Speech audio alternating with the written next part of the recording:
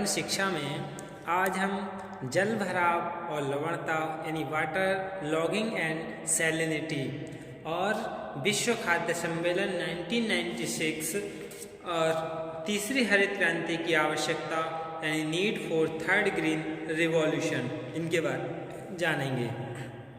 तो सबसे पहले हम जल भराव और लवणता के बारे में जानें कि लवणता है क्या। किसी जलाशय कौन से? महासागर है, सागर है, झील है, नदी है, ये सभी क्या हैं? जलाशय हैं कि जल में घुले हुए लवण की मात्रा जिसे कुल जल के प्रति 1000वें भाग के रूप में व्यक्त किया जाता है। तो फिर लवणता क्या है? जल के भार और उसमें मिश्रित लवणीय पदार्थों के अनुपात को लवणता या खारापन कहते हैं। महासागरों, सागरों और कुछ झीलों में लवणता अधिक होने के कारण जल खारा होता है और नदियों के जल में लवणता कम होने के कारण वह मीठा या अलवण यानी फ्रेश होता है। महासागरीय जल में लवणता का औसत 35% और जो सागर हैं कुछ उनमें 30 से 40 के मध्य पाई जाती है। सागरीय जल में कुछ लवण हैं जिनकी मात्राएं हैं जैसे सोडियम क्लोराइड 77.8% पाया जाता है, मैग्नीशियम क्लोराइड 11% पाया जाता है और magnesium sulphate 4.7, calcium sulphate 3.6%, potassium sulphate 2.5% पाया जाता है। सागरों एवं झीलों महासागर के विभिन्न भागों में लवणता की मात्रा में भिन्नता मिलती है और जिसके लिए उत्तरदायी कारकों में वर्षा जल की आपूर्ति, बाष्पीकरण की मात्रा, जल की आपूर्ति एवं निष्कासन और महासागरीय धाराएं, प्रचलित पवन ये सभी क्या हैं? प्रमुख हैं। भारत में 6.72 मिलियन हेक्टेयर से अधिक भूमि लवणता और जल भराव से प्रभावित है तथा लगभग 5 मिलियन छोटे और सीमांत किसान इसकी मार सहते हैं। जल भराव अधिकांशतः गाद भरी छोटी नदियों, अपवहन कुल्याओं के अतिक्रमण और तटबंध प्रेरित जल भराव के कारण होता है। NSPL भूमि को जल भराव से मुक्त करने के लिए भुंगरू का उपयोग करती है। इस नवप्रवर्तनकारी सिंचाई अवधारणा से मृदा के नीचे अतिरिक्त सतही जल एक उपमृदा जलागार में इकट्ठा हो जाता है यानी कंक्रीट के सिविल निर्माण के बिना। इससे ऊपरी मृदा में लवण की मात्रा कम हो जाती है तथा भूमिगत जल मात्रा में वृद्धि होती है। मृदा स्तर पर लवणता में कमी और जल गुणवत्ता में लगातार सुधार से हरित आच्छादन और मृदा स्वास्थ्य में लगातार सुधार की प्रवृत्ति पैदा होती है। मानसून में अतिरिक्त जल की निकासी और उसी जल का उपयोग शीत ऋतु की फसल के लिए करके किसान अधिक फसल प्राप्त कर सकते हैं और अपनी आर्थिक स्थिति में सुधार कर सकते हैं। भुंगरू प्रौद्योगिकी कम खर्चीली है और इसमें किए गए निवेश की वापसी 2 वर्ष की अवधि में हो जाती है और तीसरे वर्ष में क्या है? बिल्कुल शुद्ध बचत होनी शुरू हो जाती है। हम NSPL द्वारा जो भुंगरू है इसके प्रभाव के बारे में जानते हैं कि क्या प्रभाव है। भुंगरू प्रौद्योगिकी से न केवल किसानों और उनकी जीविका अपितु पर्यावरण भी सकारात्मक रूप से प्रभावित हुआ है। जैसे गुजरात में जहां 700 संस्थापन हैं, कुल लगभग 1620 एकड़ क्षेत्र जल भराव से बचाया गया है। लाभार्थियों की आय में वृद्धि 60% हुई है। किसान कृषि विपणन और पशुपालन से अलावा आय अर्जित करते हैं और इस प्रकार उनकी ऋणग्रस्तता में कमी आई है। पर्यावरण पर भुंगरू प्रौद्योगिकी का प्रभाव एक तथ्य है कि हर वर्ष होने वाले जल भराव की समस्या का समाधान हो गया है तथा मृदा की उर्वरता बढ़ी है। अब हम विश्व खाद्य सम्मेलन 1996 यानी वर्ल्ड फूड समिट के बारे में जान लें। विश्व की जो आबादी है वो निरंतर सभी स्तर पर तबाही मचा रही है। उसकी सूची बनाना भी क्या है, कठिन है। केवल जो हमने अभी जाना, सुख सुविधाओं, मनोरंजन के विभिन्न साधन, यातायात की अनेक व्यवस्थाएं और आमोद प्रमोद की व्यस्त चर्या में आबादी का कुछ भाग जो विकसित देशों में अधिक है, आम आदमी की समस्याओं की निरंतर उपेक्षा करता रहा है। जीवन के लिए मुख्य आवश्यक पदार्थ जैसे अन्न या खाद्य पदार्थ, जल, जिस पर मनुष्य का जीवन और खाद्य उत्पादन क्या है, आश्रित है, मानव आवश्यक पदार्थों की श्रेणी में डाल दिए गए हैं। इसके परिणाम स्वरूप विश्व के बहुत से देश अन्न की कमी से पीड़ित हैं और वहाँ के लोगों को भरपेट भोजन न मिल पाने की समस्या बनी हुई है। संयुक्त राष्ट्र की विश्व स्तरीय संस्था कौन सी है?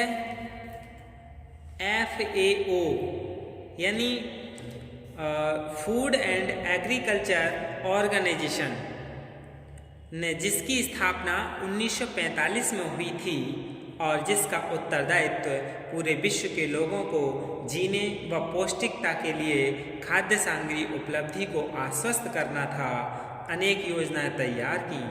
विकसित देशों से विकासशील तथा अविकसित देशों को सहज और सरल शर्तों पर भोजन सामग्री दिए जाने का कार्यक्रम भी चलाया, पर वह आंशिक सफलता ही पा सका।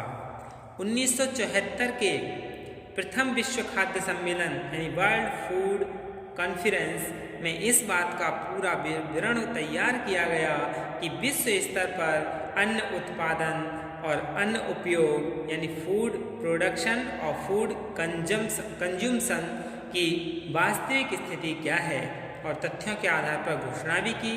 क्या की कि प्रत्येक पुरुष, स्त्री व बालक को अपनी शारीरिक एवं मानसिक क्षमता के विकास के लिए भूख और कुपोषण से मुक्ति रहने का अधिकार है। Every man, woman and child has the inalienable right to be free from hunger and malnutrition in order to develop their physical and mental faculties। Doctor Digmurti Bhaskar Rao द्वारा संपादित वर्ल्ड फूड समिट का जो चैप्टर 2 है उसमें भी उद्धृत है, लिखा हुआ है। लेकिन यह लक्ष्य आज 30 वर्ष बाद भी पूरा नहीं हो सका। 1996 में पुनः एक विश्व खाद्य सम्मेलन का रोम यानी इटली में जो संस्था का ही मुख्यालय है में आयोजन हुआ। 13 से 17 नवंबर 1996 तक आयोजित सम्मेलन में उच्च स्तर पर यह आश्वस्त होने का निश्चय किया गया कि पूरे विश्व के किसी भी मनुष्य को भूख से पीड़ित नहीं रहने दिया जाएगा। इस सम्मेलन में विश्व के लगभग 176 देशों ने प्रतिनिधित्व किया और उन्होंने एक सूत्री कार्यक्रम भी तैयार किया था। क्या था? खाद्यान्न निश्चितता के लिए स्थितियां अनुकूल बनाई जाएं, यानी condition conductive to food security. सभी भोजन भी की उपलब्धता हो, यानी सभी लोगों को भोजन की उपलब्धता हो। Access to food by all. खाद्यान्न उत्पादन में सतत वृद्धि हो, यानी sustainable increases in food production. यानी इन्होंने 7 सूत्री कार्यक्रम दिए थे। चौथा कार्यक्रम था खाद्यान्न सुरक्षा हेतु व्यापारिक योगदान मिलता रहे, trade's contribution in food security. फिर 5वां है जब और जहां आवश्यकता हो वहां तत्काल राहत उपलब्ध हो सके, यानी emergency relief when and where needed. फिर 6ठा सूत्र था इनका आवश्यक व्यय पूर्ति, यानी द रिक्वायर्ड इन्वेस्टमेंट्स। फिर 7वां था परिणाम उपलब्धि के लिए देशों और संस्थाओं द्वारा वैयक्तिक और सामूहिक प्रयास किए जाएं, यानी individual and collective concerted efforts to achieve results by committee and organisation. जो कमिटीज हैं उनका संगठन भी बनाया जाए। यानी ये जो क्रिया योजना तैयार की गई और उसे सभी देशों को प्रसारित उनसे यह अपेक्षा की गई कि वे अपने देश के लिए निश्चित कार्यक्रम तैयार करें, जिससे 2030 तक जब विश्व की आबादी लगभग 9 बिलियन होगी, 9 बिलियन पूरे विश्व की आबादी, इस क्षेत्र की कम से कम समस्या रहे या ना ही उठे। तीसरी हरित क्रांति की आवश्यकता यानी needed for third green revolution. Bharat में अन्न की कमी को पूरा करने हेतु हमने 2 हरित क्रांतियां ग्रीन रिवॉल्यूशन की 1960 में और 1970 में की, जिनका मुख्य आधार क्या था? खाद यानी फर्टिलाइजर, कीटनाशी यानी पेस्टिसाइड्स और सिंचाई यानी इरिगेशन की उचित व्यवस्था रहा है। हमारा एकमात्र उद्देश्य देश को अन्न के संदर्भ में आत्मनिर्भर बनाना इन दोनों क्रांतियों का रहा है। प्रथम क्रांति से हम पूरी तरह से आत्मनिर्भर तो नहीं हुए, पर काफ़ी सीमा तक सफलता मिली, लेकिन द्वितीय क्रांति ने हमें यह उपलब्धि दी कि हम किसी अन्य देश पर अन्न के मामले में हाथ न फैलावें, पर निरंतर बढ़ती आबादी ने देश के आगे फिर समस्या खड़ी कर दी। हमें अब इस चुनौती को स्वीकार करना है। इस हेतु जहां पिछली क्रांतियों के सफल बिंदुओं का सहारा लें, वहीं कुछ अन्य उपाय भी खोजने होंगे। और वो क्या हैं? जो हमारी तीसरी क्रांति होगी वो किसके लिए होगी?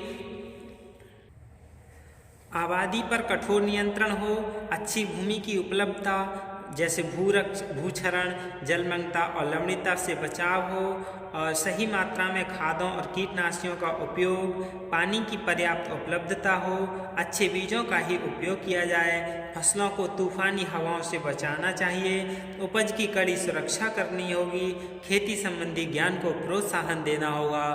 तभी क्या है हम इन समस्याओं से उभर पाएंगे। और यही तीसरी हरित क्रांति के मुख्य बिंदु होंगे, और तभी हम अपनी इस खाद्य समस्या है उसका समाधान कर पाएंगे। धन्यवाद।